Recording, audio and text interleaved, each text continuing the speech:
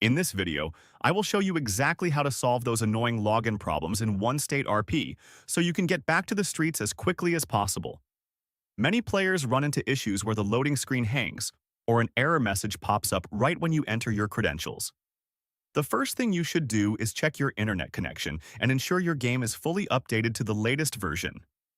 Often a simple restart of your device can clear out temporary system glitches that prevent a successful login. If that does not work, go into your application settings and clear the cache.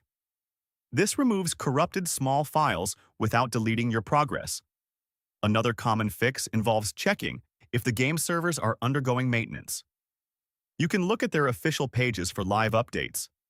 If all else fails, try uninstalling and reinstalling the game to ensure a fresh set of files.